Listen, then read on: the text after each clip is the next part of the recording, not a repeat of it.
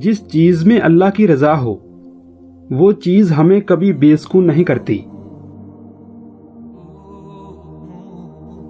میں قربان جاؤں اس رب ذوالجلال پر جو دروازہ بھی وہاں سے کھولتا ہے جہاں سے سوچا بھی نہیں ہوتا۔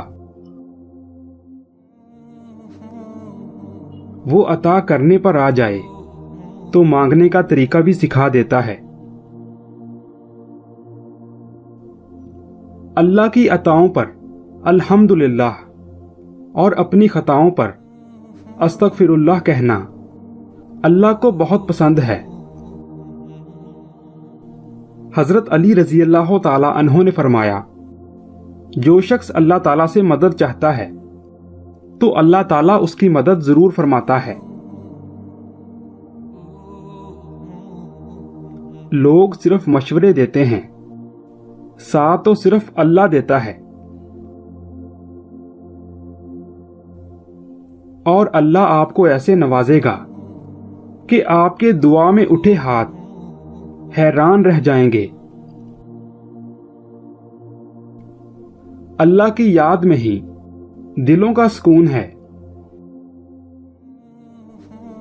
اللہ تمہیں آزمائشوں سے گزار کر آسائشوں تک لاتا ہے۔ کبھی کبھی اللہ ہمارے ارادے اور یقین کو توڑ کر ہمیں سمجھاتا ہے کہ ہوگا وہی جو میں چاہتا ہوں۔ آپ کی بہتری کس میں ہے؟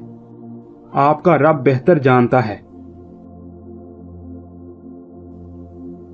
یا رب، تو میری امید نہیں، میرا یقین ہے۔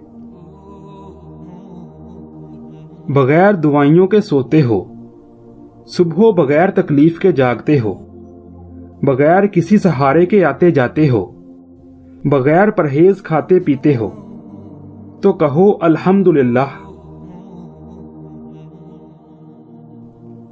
اللہ وہی کرتا ہے جو ہمارے لیے بہتر ہوتا ہے۔